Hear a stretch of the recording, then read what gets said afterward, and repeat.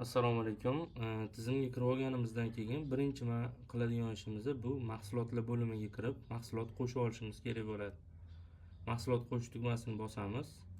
Mahsulotimizning nomini kiritamiz. Misol uchun iPhone modeli 17 Pro.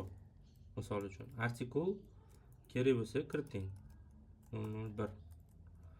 Xohlasangiz rasmni ham yuklab qo'ysangiz bo'ladi mahsulotingizni. Xo'p, mahsulot qo'shdik. Bo'ldi. Faol turibdi. Agar faolligini o'chirib qo'ymoqchi bo'lsak, tahrirlashga bosib, ptichkani o'chirib qo'yamiz. Qaysidir mahsulotingiz chernovik ko'rinishida tursin, оборотda bo'lmasin desangiz, shunaqa qilib qo'ysa bo'ladi.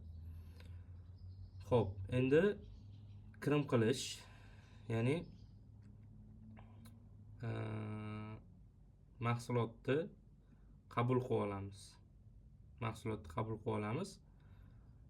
Tizimga kirganimizda avtomatik tarzda o'zi bizda asosiy sklad bo'ladi, ya'ni ombor bo'ladi, asosiy ombor bo'ladi. Qo'shimcha tarzda omborlar yana yasasak ham bo'ladi. Misol uchun Malikadagi ombor, misol uchun Malika ombor deb qo'ydim. Manzil Malika bozori. Izoh nimadir yozib qo'ysa bo'ladi. Bu shart emas. Qo'shdik mana. Ikkita omborimiz bor bizda hozir. Asosiy ombor va Malikadagi omborimiz bor. Ichida nimadir mahsulot bormi, yo'qmi ko'rib tursak bo'ladi bosganda. Nimaga birinchi ombor qo'shdik? Sababi hozir mahsulotni qabul qilib olamiz, ya'ni kirim qilamiz. Kirim qilganimizda shu omborga tushiramiz. Ya'ni qaysi omborga kelishi kerak mahsulot? Asosiy skladgami, ya'ni asosiy omborgami yoki Malikadagi o'sha omborimizgami? Xo'p, kim yetkazib beryapti? Xohlasak, ya'ni qo'shib ketishimiz kerak bo'ladi. Yetkazib beruvchini ham Xitoydan olib kelamiz.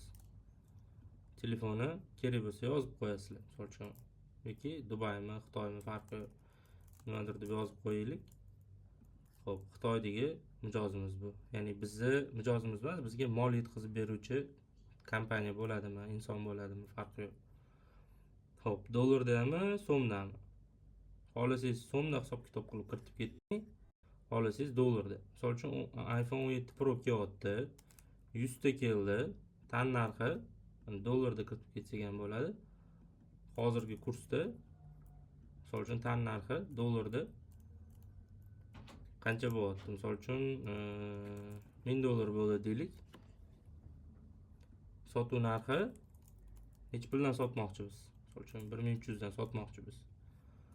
Xo'p, jami, ya'ni jamini bosamiz. Shunda necha pul rasxod qilayotganimiz, ya'ni necha pulga sotayotganimiz ko'rinib turadi mana bu yerda. Endi agar buni hammasini to'lamasdan biz yarmini to'lagan bo'lsak, misol uchun $50,000 berilyapti-da, 50,000 qolyapti misol. Unda biz shu yetkazib beruvchiga nisbatan, shu Xitoy kompaniyasiga nisbatan biz qarz bo'lamiz. Bizning qarzdorligimiz ham ko'rinib turadi. Xo'p, mahsulotni qabul qilish. Bo'ldi. Bizning Malikadagi omborimizga, mana endi hozir omborga o'tib ko'rsak bo'ladi. Malikadagi omborimizga bosganimizda mana ichida Xitoydan kelgan, ya'ni kirim bo'lgan Xitoydan bitta pozitsiyadagi mahsulot. Tushunarli? Xo'p, endi bu yerda 100 ta dona mahsulot borligini ko'rsak bo'ladi. Tushunarli bo'ldi deb o'ylayman. Qolgan narsalarni, qolgan funksiyonallarni keyingi videoda ko'rsatib ketamiz.